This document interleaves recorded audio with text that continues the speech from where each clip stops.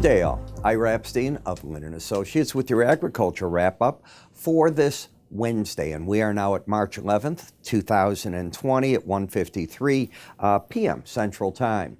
Well, they declared today the pandemic. The World Health Organization, the stock market down. You're seeing in Brazil, they went to the circuit breakers. We haven't gone to ours yet, but it could easily happen here. The markets are just working their way down. And it's not that we didn't, as a group of people, probably know that we're not in a pandemic. I think we've known that since we've watched South Korea, Japan, China, Europe coming back to us. And there's other countries that are going to get hit. But just hearing that it's there causes that type of reaction. So the stock market, if it stays like this, entering bear market territory.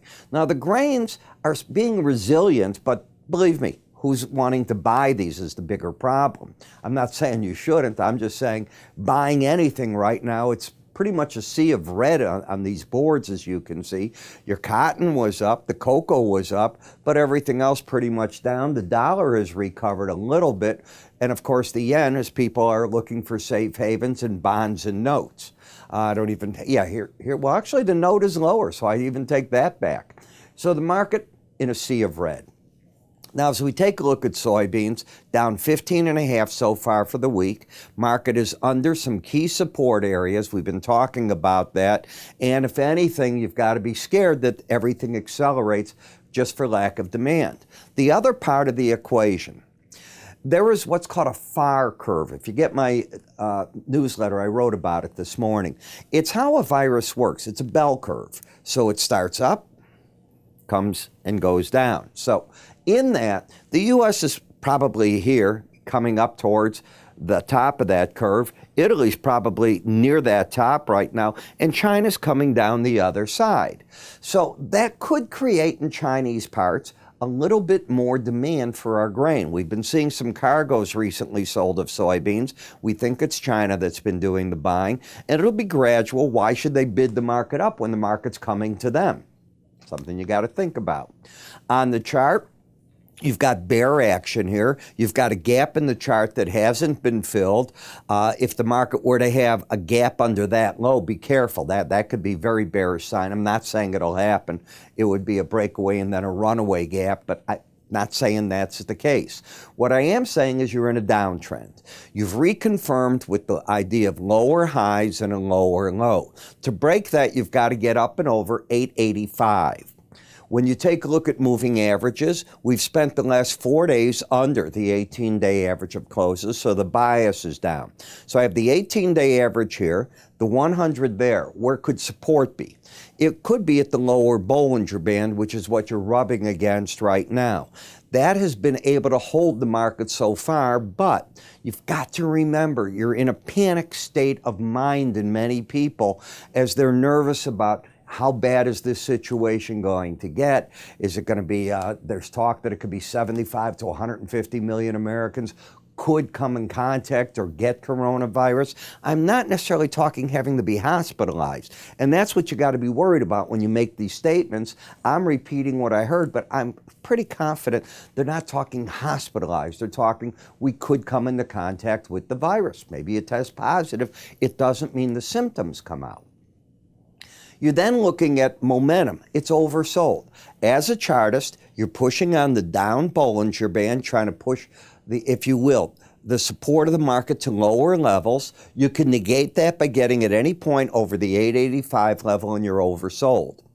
In the soy meal, we can see where the resistance level is. You made an attempt to get there back here, came back to the 18-day average, made another run yesterday, and falling back to that average. I would say there's no trend at all in the meal. You have a lower low, a higher high pattern. I then take a look at soybean oil, which is still in a downtrend. Lower highs, lower lows. The market has been fighting a battle against that 18-day average, not being able to succeed with it, and you could develop an embedded reading, which is even more bearish on the market. In the corn market, if I teach you anything, I say this 18-day average of closes is a very key area. It is an area of resistance, and the market's been having trouble there. At the same time, you have divergence in the chart. You've got a pattern of higher lows. You certainly have the higher high, and you're fighting at that number. This chart would turn bullish if the market got over 379 3/4 on a closing basis. Barring that, the pullback is still not keeping the market into a downtrend, but there is a pattern here you have to think of the other way. I could argue lower highs and higher lows. Market's sort of stalling out right here. In the wheat market, trend is still down. You can see that you've had the lower highs, lower lows. Remember we had that bearish crossover right here where the 18-day average right there gets under the 100. That typically leads, and I can only use the word typically, to the market trying to make a lower low, which it did right away. And it kept doing it. You finally got a bounce, and now you're falling back. Okay, what's the embedded reading doing? Is it embedding? So you have both numbers under 20. You have both numbers under 20? No. See how it lost it? 21 reading. Just an oversold market. We then get to the sugar market, which is still a market falling apart, probably overdone, but so what? You have the embedded reading, which is bearish. You've got the pattern of lower highs, lower lows, and you're running along the lower Bollinger Band. What rules the day when this event happens is the embedded reading. Until it's lost, I contend that the pros will sell the rallies rather aggressively. What else do you look at on the chart? Are you about to get a crossover of that 18 versus the 100? It's nowhere near ready yet, but it could be coming. Coffee, we came from this high, way up here, took out that low, ended the uptrend. Came down, made a challenge of the band, didn't quite get to that lower one, fought a battle then for a couple of days at the 18-day average in the 100, and that's what you're doing right now. What is the trend of the market? Well, the swing line is down because it's lower highs, lower lows, but the market has upside bias since it's over the 18-day average. Close under that, and the trend in the market confirms to the downside. Cattle market, I've moved to the June contract for you. Lower highs, lower lows, embedded reading. I'm still very much in the bear camp on this. Same thing in the hogs? No. In the hogs, you have a pattern of higher lows, and then you've got a high that's higher than that high. Now, today's settlement price at 78.80 is under the 18-day average. So it's a battleground as I see it right here. You have the swing line up, the bias down, and momentum trying to work out of an oversold condition. Difficult market. You know, one of the things I often talk about is what I do early in the morning for my subscribers. And by that, what I mean is each day at about 5:30 in the morning, 5:40, I begin recording 40 futures charts. Now, I'm not in it, thank God, because I'm still at home not looking my best. But what I'm doing is prepping you for that morning's trading and that day's trading, if you think about it.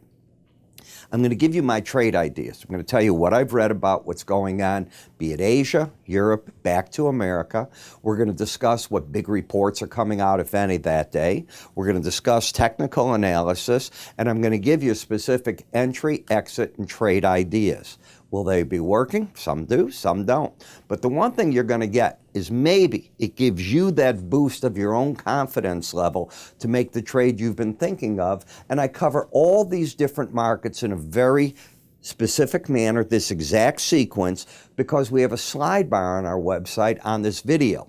And you're able to pull on it, and it'll pull up the name of that. So if you want to go right to the meat of the grain markets, maybe you don't want to be bothered with interest rates or foreign currencies. Why waste your time? How do you get this? Well, it's a subscriber-based video. And to get it, you have to go to our website at www.iraepstein.com under the word research. $7.95 for the first 30 days, no contract. It's $15 every 30 days thereafter if you want to continue with it, or you can buy a one-year subscription if you decide for the equivalent of $13 a month paid up front, $156. Again, go to our website. We have a fact sheet, small videos there, everything to tell you about it. I'm Ira Epstein.